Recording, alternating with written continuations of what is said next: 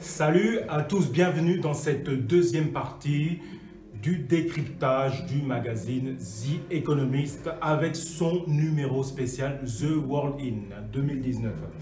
Alors on s'était arrêté dans cette première partie à New Horizon to Ultima Thule. Alors bien sûr, là qu'est-ce que nous avons? Alors, j'ai fait mes recherches personnelles, bien évidemment, humblement, hein, ce sont mes propres analyses, ma propre vision des choses, bien entendu. Qu'est-ce que nous avons ici? Comme je disais tout à l'heure, alors, ici on a Artemisia Gentileschi, qui est une artiste italienne avant Leonardo da Vinci, c'est à la même période, hein, bien entendu. Alors, je vais y revenir, on a plein de choses, hein, la cigogne, hein, la migration. On a quand même plein de choses. Je me suis attardé sur quoi? Je regardais les définitions. Sur Wikipédia comme tout le monde, mais c'est vrai que c'est pas évident. C'est pas évident de trouver des accroches pour avoir une symbolique importante. Donc moi, j'ai voulu faire une deuxième partie, j'ai voulu vraiment avancer, hein, parce que j'ai mis partie 1, il faut que je fasse au moins une partie 2, si ce n'est une partie 3. Alors, et donc finalement, comme je regarde les définitions de toutes ces images, et bien donc j'ai regardé cette image-là, qui est la vis aérienne. C'est une machine de Leonardo da Vinci, qui est ici, avec une vectorialité vers le croissant de lune. C'est très intéressant. Je me suis attardé sur la vis aérienne et vous verrez que ça a un lien avec ce croissant de lune. Alors, comme toujours dans le décryptage de ce numéro spécial consacré à Leonardo da Vinci, il faut notamment essayer de voir à travers sa vision, ce qu'il pense de ses propres créations, tout simplement. Alors là, pour le coup, il faut aller voir la définition de la vis aérienne pour voir ce qu'on en trouve, ce qu'on en ressort comme quintessence, bien entendu. Alors, on y va. La vis aérienne de Leonardo da Vinci. Alors, bien évidemment, comme on peut le lire, la vis aérienne est une des machines imaginées par Leonardo da Vinci. Il en a dessiné le plan dans un de ses carnets entre 1487 et 1490. Il s'agit d'un aéronef à hélice à vol vertical, interprété par certains comme un précurseur de l'hélicoptère moderne. Intéressant. Alors là, nous avons la description qui est intéressante, mais justement, comme je vous disais, c'est vraiment ce que lui dit, pour essayer d'en retirer la quintessence. Alors, qu'est-ce qu'il dit? Il dit deux choses. Si cette vis peut forcer l'eau à se déplacer au contraire de son sens naturel, c'est-à-dire du bas vers le haut, il est probable qu'une vis adaptée puisse se déplacer de même manière dans cette autre fluide qu'est l'air qui nous environne. Intéressant. La force avec laquelle une chose va contre l'air est égale à celle de l'air contre la chose. C'est très intéressant. Alors moi j'essaie d'en retirer la quintessence de ça. Et finalement, sans faire un jeu de mots, quel est l'élément clé de cette analyse? C'est bien l'air. Et finalement, pour poursuivre l'analyse, j'ai mon élément clé par rapport à la vis aérienne. C'est intéressant, mais moi, qu'est-ce qu'on m'indique dans le magazine des commis? J'y reviens, hein, bien évidemment. On me met une vectorialité. Ça veut dire que l'élément clé, l'air, est en lien avec le croissant de lune. Alors là, croissant de lune et l'élément air, alors là, c'est quand même intéressant. Bah, pour le coup, j'ai été voir la symbolique du croissant de lune. Et puis là, bien évidemment, on rentre dans un domaine religieux. Bien entendu, le croissant de lune. Je vais y revenir juste un instant, mais la religion, vous verrez que ça a un lien avec la suite de mon analyse. Alors, on y va. Donc là, nous avons la vis aérienne et donc là, le croissant de lune chez Lotus User Skynet. Le croissant de lune. Ça c'est bien. Dans les traditions religieuses.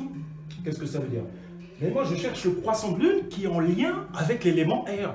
Hein, c'est ça qui m'intéresse. Mais on peut toujours parcourir les traditions religieuses pour trouver, justement, finalement, quelle religion est en lien. Alors, on descend, on regarde. On a la tradition hindoue, bien évidemment. Le symbole chrétien, hein, bien évidemment, avec Marie qui est au-dessus du croissant de lune, la Vierge Marie, bien entendu. C'est toujours intéressant, on peut revenir, hein, pourquoi pas. Et puis, bien évidemment, symbole de l'islam, bien entendu, avec le ramadan et le décompte lunaire dans son calendrier, bien évidemment.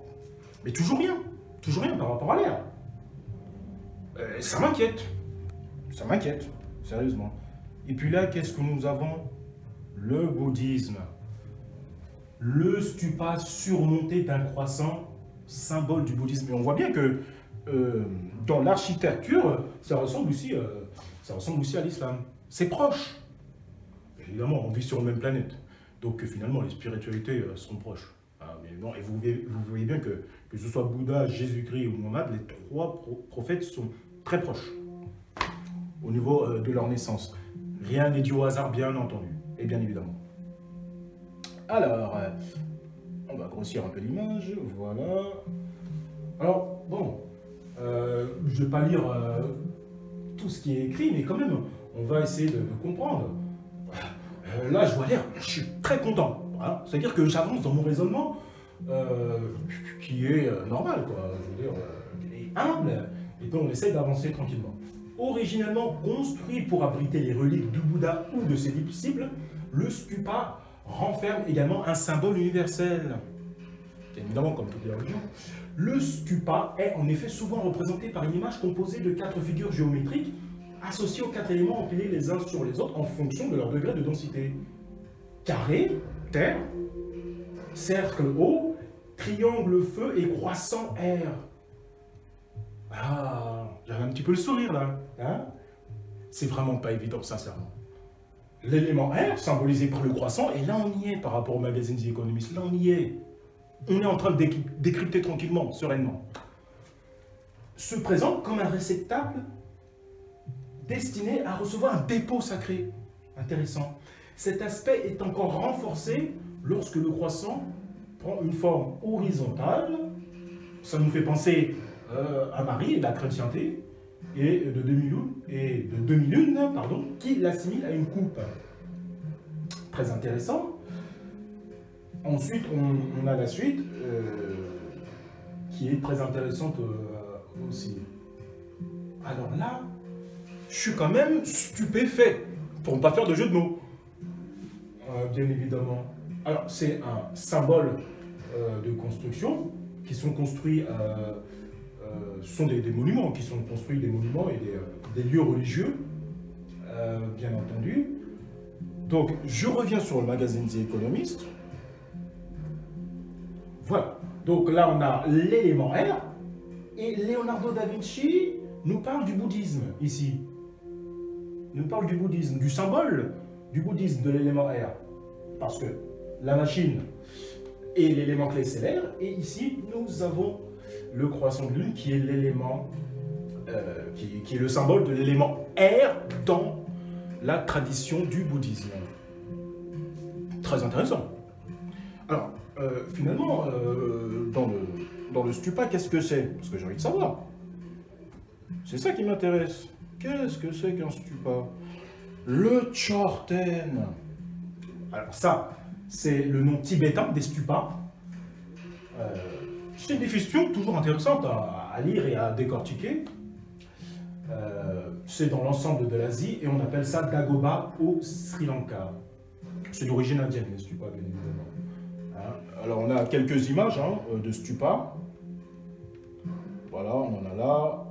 On en a aussi à Pékin. On en a un peu partout en Asie. Alors, là aussi, je pouvais m'arrêter là. Bien évidemment, puisque je suis content d'avoir décrypté 2 images, je suis content. Mais moi, j'ai envie de savoir quand même ce qui va se passer dans l'histoire de l'humanité. C'est ça qui m'intéresse. Parce que bien évidemment, on voit les 4 cavaliers de l'Apocalypse, ça on a compris. Bien évidemment, ça c'est quand même l'un des plus, je dirais, l'un des plus faciles à décrypter. Mais bon, c'est même pas, on voit les calculer, c'est bon, on a comprimé. Finalement, pas pour tout le monde, hein. Finalement, pas pour tout le monde. C'est pas aussi simple pour tout le monde, hein. Je m'avance un peu trop, hein, mais je dis pas que c'est si évident non plus. Alors, il y a quelque chose qui m'a retenu l'attention dans Chorten. Des Chorten furent construits et le sont toujours dans l'ensemble des régions himalayennes. Et ça, j'ai fait, parce que j'ai envie de continuer de décrypter, quand je vois région himalayenne, dans le magazine The Economist, je vois un mont ici. Ici, je vois une montagne. Très intéressant. Une montagne des régions himalayennes. En plus, l'image est à côté. Vous voyez? Bouddhisme, montagne himalayenne. C'est, dans le décryptage en tout cas, ça paraît évident quand même. Hein. Ils l'ont pas mis un peu. Ils l'ont mis à côté du bouddhisme. Voilà, le symbole du bouddhisme, de l'air. Et ici, les Chorten qui sont fabriqués dans l'Himalaya. Et tout de suite, les régions himalayennes, tout de suite, on voit ici un mont avec des nuages, ici. Alors là, on voit une montagne, oui certes, mais une montagne, c'est un peu plus pointu, quand même. Là, on voit bien qu'il y a un creux. Et oui, dans le bouddhisme, on parlait de réceptacle. Ici, on a bien un creux. Donc, cette montagne, on peut l'appeler volcan. C'est un volcan, c'est une évidence. Eh bien, il y a un creux, il y a un réceptacle. On est bien d'accord dans le symbolisme. Mais moi, je vais aller plus loin quand même. J'ai envie de savoir qu'est-ce que c'est. D'accord, c'est un volcan dans le Himalaya, mais je veux savoir c'est lequel. Est-ce qu'il est actif, est-ce qu'il n'est pas actif? Est-ce qu'il est un peu décalé dans l'Himalaya? Alors, on va voir ça. Alors, je recherche bien sûr volcan dans l'Himalaya. Et qu'est-ce qu'on a? Volcan dans l'Himalaya avec des neiges éternelles. On a le mont Ararat. Et là, je me dis, là, on est dans le thème, encore une fois, de la spiritualité. On reste dedans. C'est quand même prodigieux. C'est quand même intéressant à décrypter. On reste toujours dans le thème. C'est quand même assez surprenant. Dans le thème religieux, alors, bien évidemment, très rapidement, ça c'est Wikipédia classique. Et puis, on a une autre définition. Là, on voit aussi d'autres photos du mont Ararat, qui correspondent bien évidemment aux images. Alors, qu'est-ce qu'on nous dit ici? Alors, le mont Ararat est un superbe volcan actif. Il est situé en pleine zone de collision. La collision entre la plaque arabique et la plaque eurasienne. La microplaque anatolienne se termine en pointe quelques centaines de kilomètres à l'âge de ce complexe volcanique. Cette première lave date d'environ 2 millions d'années. Sa dernière éruption date de juillet 1840. Ça fait quand même longtemps, là. Ça fait plus de 170 ans. 178 ans, si je ne m'abuse. Le mont Ararat est un stratovolcan de 40 km de diamètre, soit un diamètre intermédiaire entre les stratovolcans auvergnats et les monts d'Or du Cantal. Alors, le livre, hein, c'est toujours intéressant, hein, la culture géorgienne, la culture turque, hein, parce que c'est à l'extrémité de la Turquie, et voilà, là, les choses sont claires. Pour moi, ça fait tilt directement, parce qu'on reste dans le thème de la spiritualité avec le livre des 3 religions monothéistes, parle d'un déluge. Et après ce déluge, la Bible fait s'échouer l'arche de Noé sur une montagne qu'elle nomme Ararat. Les eaux se retirèrent de dessus la terre s'en allant et s'éloignant, et les eaux diminuèrent au bout de 150 jours. Le 7e mois, le 17e jour du mois, l'arche s'arrêta sur les montagnes d'Ararat. Genèse 8.4. Très intéressant. Très intéressant parce que on peut imaginer, si on imagine, on peut s'imaginer que effectivement il y a la montée des eaux et comme il y a un réceptacle, parce que c'est un volcan, donc il y a un creux, bien évidemment, et donc l'arche de Noé est tombée dedans. Tombé dedans ou voilà, tranquillement on est dedans et on ne bouge pas puisque le volcan il y a un creux à l'intérieur et donc l'arche de Noé est à l'intérieur et donc elle ne bouge pas. Voilà, et donc l'arche est sauvée, tout simplement. Donc c'est très intéressant comme symbolique. Ça m'a plu, j'ai voulu aller plus loin. Alors, pour finalement valider, je dirais définitivement que c'est le mont Ararat, je voulais avoir plus d'arguments.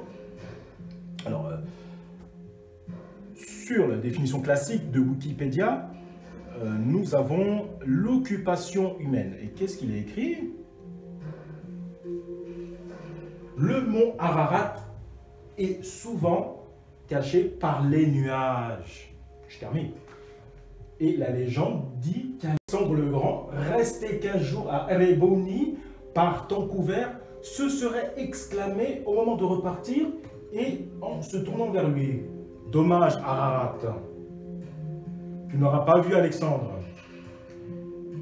Cœur de l'Arménie historique, la région passe au fil des siècles sous contrôle notamment romain, perse, byzantin, arabe, seldjoukide, ottoman, russe, puis récemment turc. Alors, ce qui est intéressant, on va revoir l'image. Et voilà, là on voit bien les images qui confirment définitivement que c'est bien le mont Ararat, bien évidemment. Alors, ce qui est intéressant, c'est que, bien évidemment, on parle de Rezeta, que c'est un volcan. Alors, cette image-là, elle peut, notamment avec les 4 cavaliers de l'Apocalypse, l'arche de Noé, etc., ça peut m'aider à comprendre la suite. Bien évidemment, n'hésitez pas à mettre vos commentaires, ça fait toujours plaisir pour faire avancer le débat, hein, parce que c'est toujours intéressant de faire avancer le débat. Vous abonner, pourquoi pas, hein, parce que, bien évidemment, ça fait toujours plaisir et j'ai constaté que plus mes vidéos sont intéressantes et plus vous abonnez, et ça me fait beaucoup plaisir. Voilà, ça fait quelques vidéos où le nombre de vues est très important, très intéressant, ça me fait beaucoup plaisir et je vous en remercie, bien entendu. Et voilà pourquoi il est toujours intéressant aussi pour encore faire monter mon référencement pour qu'un plus grand nombre soit informé de mon raisonnement et de ce que je propose, parce que c'est toujours intéressant au niveau de la symbolique. Alors, bien évidemment, pour vous remercier, j'ai un bonus. J'ai un bonus très intéressant. Pour vous remercier de vos abonnements et puis surtout de vos partages. Alors, qu'en est-il alors? Dans le raisonnement, parce que j'aime bien chercher les liens, hein, et puis j'ai Chorten, moi j'aime bien le mystère et l'inexpliqué, et quand j'entends Chorten, j'entends Autorten. Qu'est-ce que c'est que Autorten? On va aller voir ça. Qu'est-ce que c'est que le mont Autorten? Et on se retrouve directement avec l'affaire du col Dyatlov. Alors pour ceux qui ne connaissent pas, parce que c'est pas vraiment médiatisé, hein, c'est quand même une affaire de type mystérieuse, très mystérieuse. Alors, très rapidement, Igor Dyatlov, c'est un universitaire, évidemment, il a emmené une expédition universitaire, ils étaient 9, pour atteindre le mont Autorten, voilà.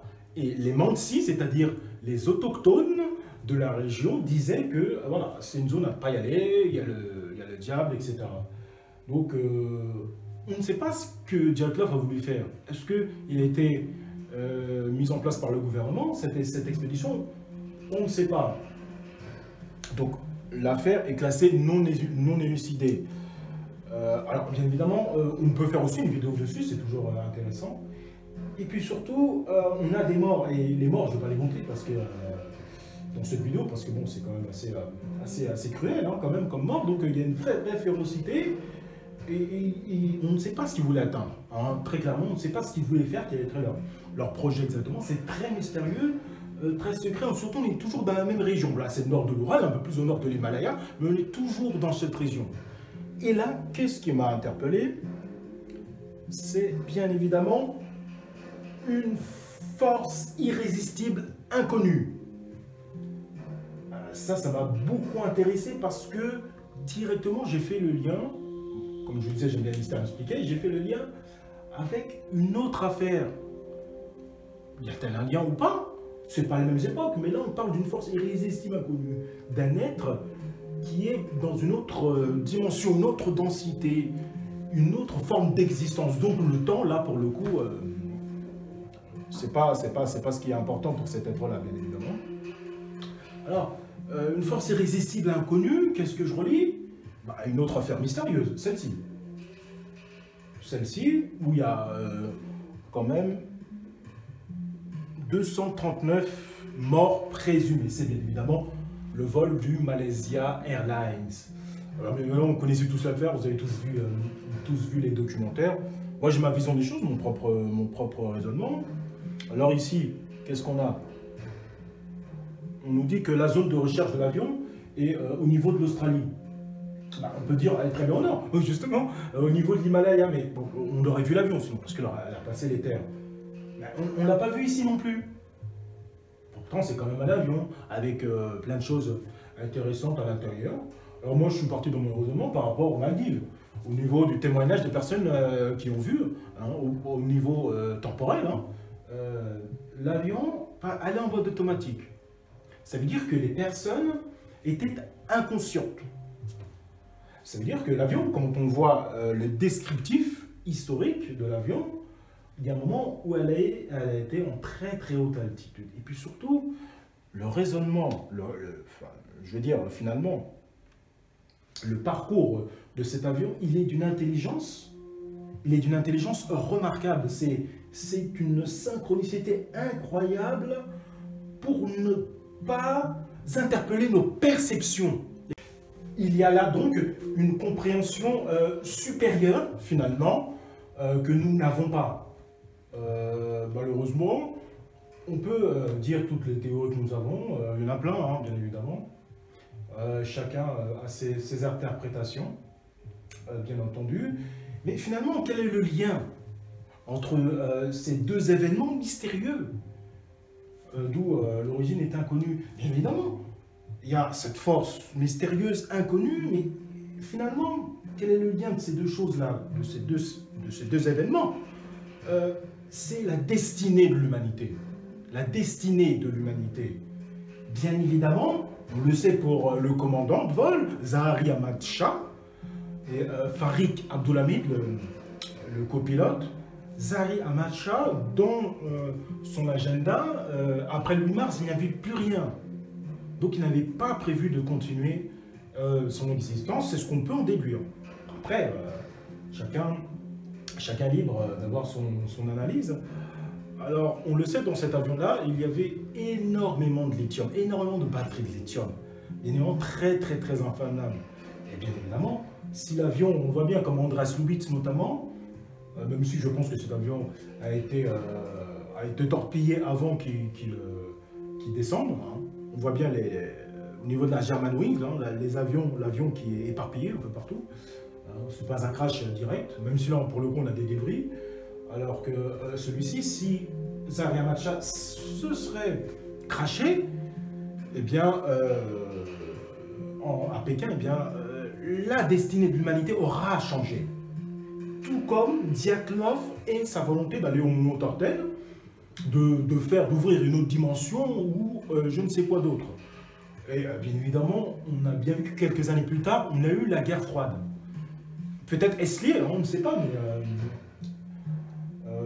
ça peut être intéressant au niveau de ces deux événements et de cet être-là. Donc, on voit bien qu'on a un être qui, je vais dire, qui peut agir, hein, qui peut agir au niveau de la destinée de l'humanité, parce qu'on a bien vu que le vol MH370, on ne l'a pas forcément vu dans les textes sacrés, ni le col Dyatlov. Donc, ça a été évité par une force d'origine inconnue, bien évidemment.